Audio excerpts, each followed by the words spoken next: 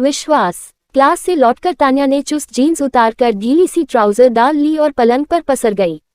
अपनी रूममेट स्वाति को उसने सख्त हिदायत दे दी कि 2 घंटे तक उसे कोई डिस्टर्ब न करे, वह बहुत थक गई है। तभी हॉस्टल की ही 2 अन्य लड़कियां उसे पुकारती हुई आ पहुंची। तान्या, कोई अंकल तुम्हें ढूंढ रहे हैं, लो वे यहीं आ गए। हेलो, तो तुम तान्या हो? सिर से पांव तक अपने को एक सूटेड बूटेड अनजान सज्जन द्वारा घूरता पाकर तान्या अचकचा गई। मैं कुणाल का पिता हूँ। ओह बैठिए। परिचय पाकर तान्या सकुचा उठी। मेरी पोस्टिंग इसी शहर में हो गई है, कुणाल ने बताया होगा। नहीं, 3 दिन से नेटवर्क गड़बड़ चल रहा है। आई सी, मतलब रोज बात होती है। तान्या इस कमेंट से एक बार फिर सकुचा उठी। सामने हॉस्टल की नई बिल्डिंग मेरे सुपरविजन में बन रही है। अभी मैं इस पुरानी बिल्डिंग के निरीक्षण के लिए आया था। कमरे देखते देखते अचानक तुम्हारा ख्याल आया। तुमसे मिलने का मोह नहीं छोड़ सका, इसलिए चला आया। तुम्हें बुरा तो नहीं लगा? नहीं।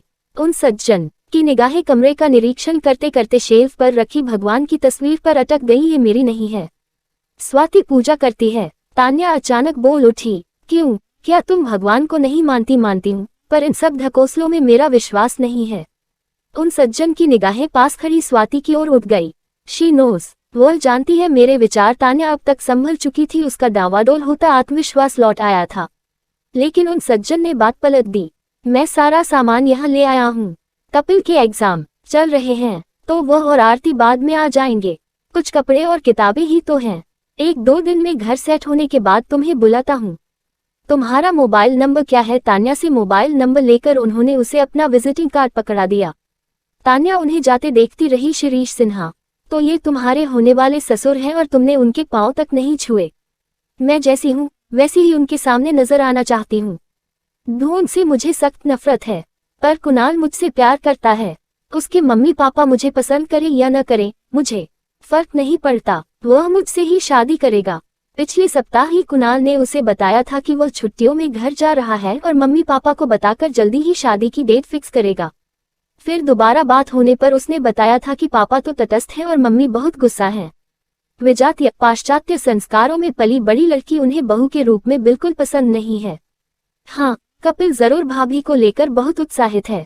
कुणाल कहता है कि चिंता की कोई बात नहीं है, सब ठीक हो जाएगा, बस थोड़ा इंतजार करो। वो कहता है कि मम्मी दिल की बहुत अच्छी हैं, जल्दी ही उनका गुस्सा शांत हो जाएगा।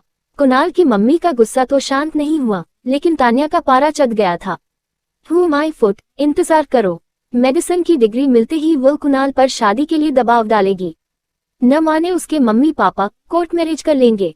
मेरे पापा तो तैयार हैं ही। आर्मी ऑफिसर की इकलौती बेटी तान्या बचपन से ही स्वच्छंद वातावरण में पली बड़ी थी।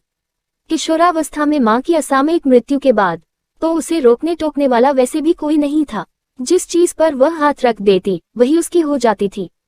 बेहद प्रतिभाशाली और खूबसूरत बेटी पर कर्नल साहब जान छिड़कते थे।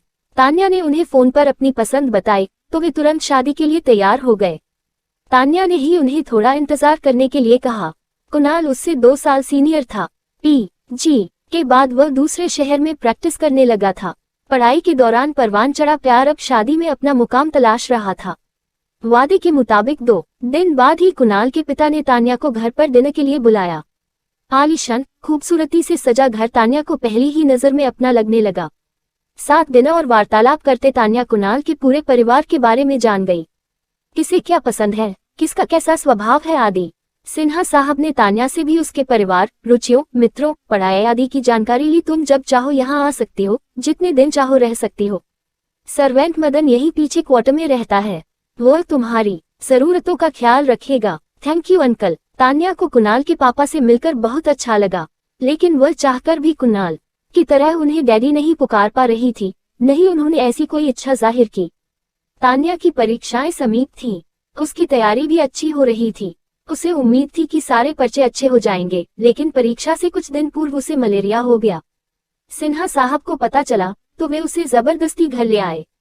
समय पर दवा, इंजेक्शन, दूध, खाना, ऑफिस के साथ साथ सिन्हा साहब तान्या की जिम्मेदारी भी बखूबी निभा रहे थे। तान्या हैरान थी। रिश्ता जुड़ने से पूर्व ही वह अंकल से दिल से जुड़ाव महसूस करने लगी थी। पापा को उसने खबर नहीं की, व्यर्थ ही परेशान होंगे। वैसे भी अब वह काफी स्वस्थ महसूस कर रही थी। उसने सोच लिया था कि आज अंकल से कह देगी कि वह हॉस्टल लौटना चाहती है। शाम को अंकल लौटे तो काफी खुश दिखाई दे रहे थे। तान्या, कल कपिल और आरती आ रहे हैं। ओह, मैं तो वैसे भी आज हॉस्टल लौट रही हूँ।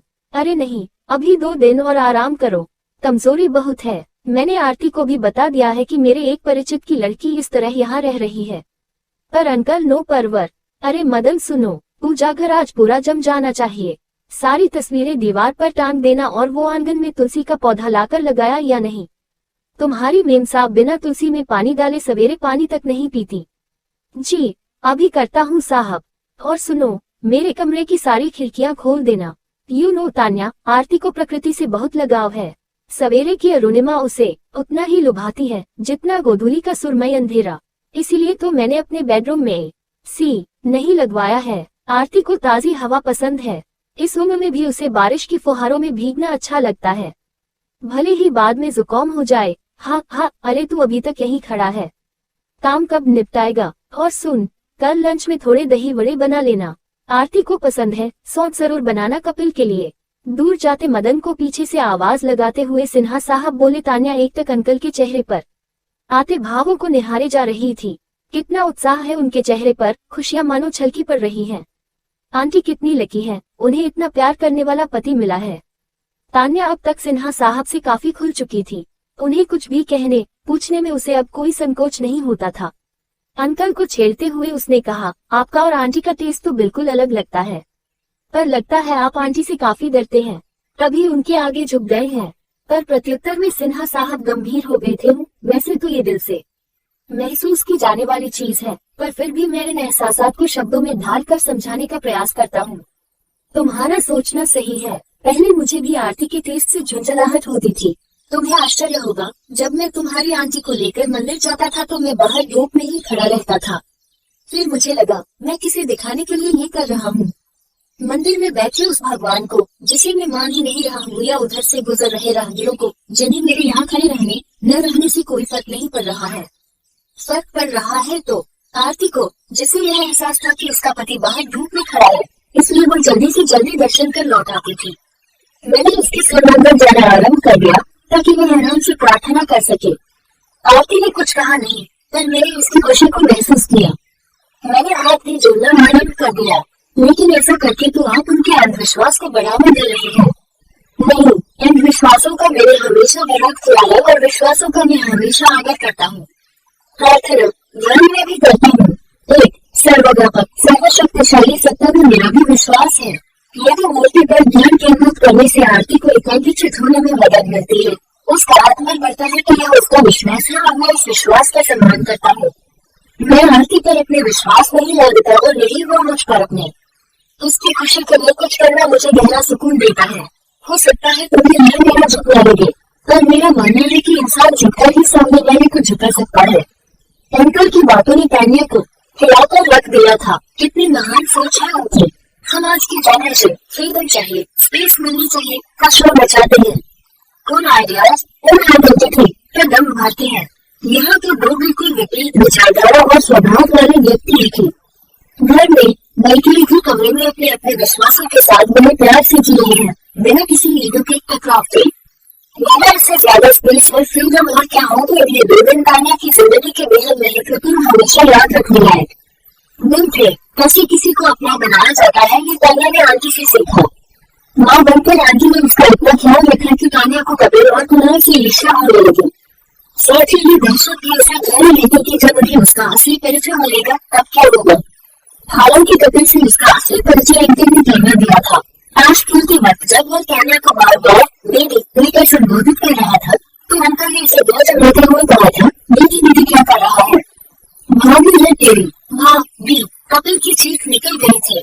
शश अंकल ने उसके मुंह पर हाथ रख दिया था और तान्या लाल से सुर्ख हो गई थी। अंकल जब उसे हॉस्टल छोड़कर लौटने लगे तो तान्या की आंखें भर आई। उसके हाथ सटल हुए उनके चरणों की ओर बढ़ गए, लेकिन उन्होंने बीच में ही उसे थाम दिया और वह दादी कहकर उनकी सीढ़ी से हट गई। अंकल संबोधन हमेशा के लिए दफन हो गया। कपिल भी उससे फोन पर लंबी गुफ्तगू करता रहता था। भाभी भाभी करते उसकी सुबह नहीं थकती थी।